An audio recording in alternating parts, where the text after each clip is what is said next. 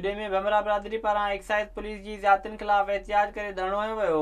ॻोठ उस्मान भमरो जे रहवासियुनि इमरान भमरो, बाबू शाहिद कलोई ऐं ॿियनि जी अॻवाणीअ में मेन जुडो बदीन बाईपास रोड ब्लॉक करे बदीन एक्साइज पुलिस ख़िलाफ़ नारेबाज़ी कई वई। हुन मौक़े ते इमरान भमरो ॿुधाईंदे चयो त हू पंप तां ड्यूटी बाद वापसि घर वञे पियो त एक्साइज इंस्पेक्टर धणी बख़्श जतोई रस्ते में रोके मंशियात विकिरो करण जो इल्ज़ाम मड़े रिश्वत तलब कई। हुन चयो त 50,000 रुपया रिश्वत न ॾियण ते खेसि फुल फ्राई करण जूं धमकियूं पिणु ॾिनियूं वयूं, जॾहिं त हू बेगुनाही जूं दावूं कंदो रहियो। अने सर मूंखे धमकियूं ॾिनियूं वयूं ऐं मूं ते क्लेशनूं मुंहिंजी रखियूं वयूं। सर मग़ज़ ते मुंहिंजी क्लेशन रखी वई त इज़त सां वेही तो या तोखे हणी कढंदासीं।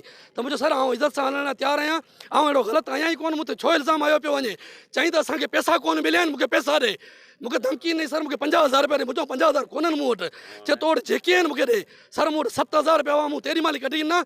मूंखे चए न अञा बि असांखे पैसा खपनि, पंप तां पैसा खणी ॾे। मुंहिंजो पंप ते पैसा मूं वटि न आहिनि, पंप भरायो, आउं मुलाज़िम आहियां, नौकर आहियां भरायो। चए न पैसा न ॾींदे त तोसां सुठी कोन थींदी। असीं पुलिस असां वटि आहे ई दहशतगर्दी। अॻवाननि चयो त जेकी नशे जूं शयूं ठाहिनि ऐं विकिरो कनि था, पुलिस उन्हनि खे गिरफ़्तार नथी करे, उल्टो ग़रीब माण्हुनि खे गिरफ़्तार कयो पियो वञे।